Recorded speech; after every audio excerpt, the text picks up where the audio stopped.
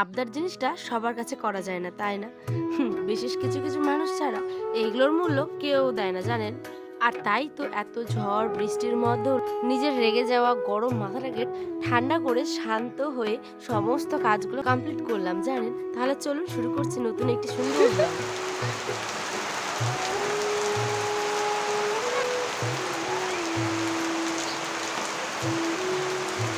Ion বন্দি কারাগারে ভিজে গেছিলাম, এখন আর কি দৌড়ে আয়নকে নিয়ে আসলাম, যেহেতু ভিজে যাচ্ছিলাম সেই কারণে প্রচন্ড গরম ছিল, বাপ রে বাপ।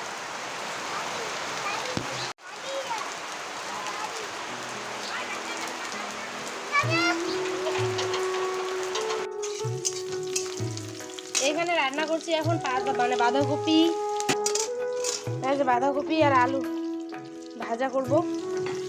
আর এদিকে বৃষ্টি শুরু হয়েছে, যে ভাতটা হয়ে আছে তাই। চলো, যা হয়েছে হয়েছে, বাবা দূরে যাও।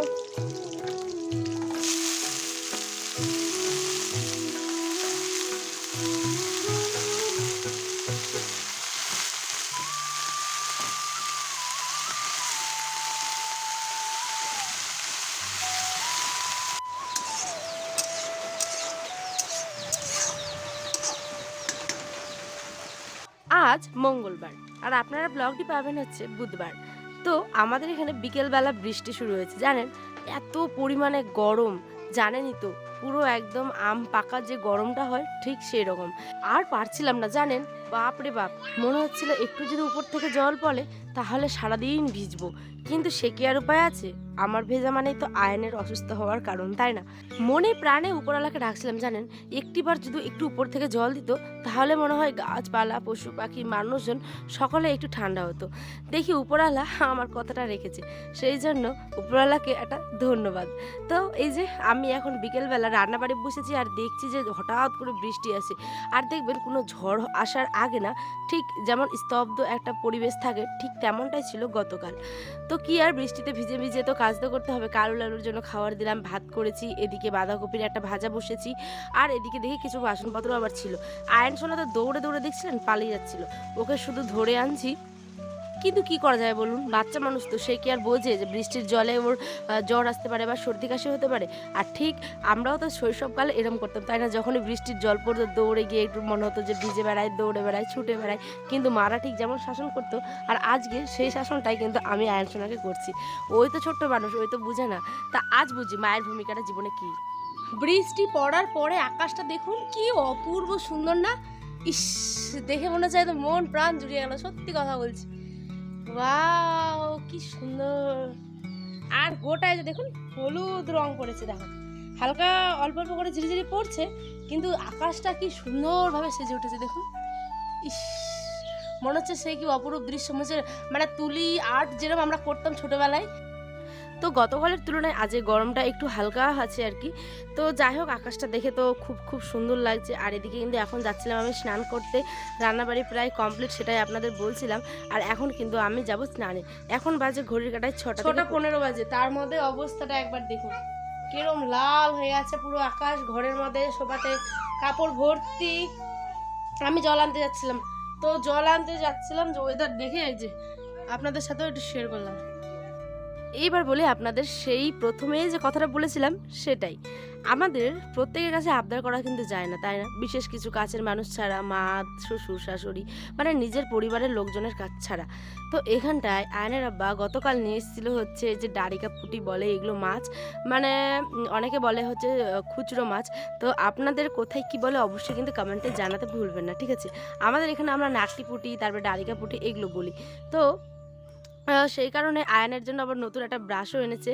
আপনারা দেখলেন, ওই যেহেতু ব্রাশ করার জন্য খুব খুব উৎসাহিত, তো ও তো এখন কলগেট নিতে পারে না, জাস্ট ব্রাশটা এনে এরমভাবে করছিল। আর এদিকে আয়নের দাদি আর আমি মিলে মাছগুলোকে চটপট করে বেছে নিচ্ছিলাম, কি করা যাবে। এত মাথা গরম হচ্ছিল, এই তো ঝড় বৃষ্টির রাত, আর তার সাথে আবার লাইন নেই, জানেন? এমন একটা মানে পরিবেশ, সেটা আপনাদেরকে বোঝাতে পারবো না, জানেন? আর তার মধ্যে এই সমস্ত মাছ নিয়ে এসছে। এগুলো খেতে তো অনেক ভালো। আর খেতে তো সময় লাগে না। কিন্তু করাটা রে ভাইরে ভাই, এই গরমে প্রচুর কষ্ট। আমি একা করতে না পেরে আয়নের দাদিকে ডেকেছিলাম। সে সমস্ত মাছগুলোকে আরকি বেছে দিল ছাই দিয়ে। আর আমি এদিকে বাথরুমে এসে চটপট করে ৩ রকমের মাছ ৩ বারে ধুচ্ছিলাম। এখানে দেখছেন কুচো মাছ যেগুলো বললাম আরকি, ছোট্ট মাছ, তারপরে ওর থেকে একটু বড় সাইজের, তারপরে আরেকটু বড় সাইজের, এরকম করে মেশানো মাছগুলো। যেহেতু ঝড় বৃষ্টি হয়, আর গ্রামগঞ্জে দেখবেন ঝড় বৃষ্টি হলে খাল বিল থেকে এই সমস্ত মাছগুলো পাওয়া যায়।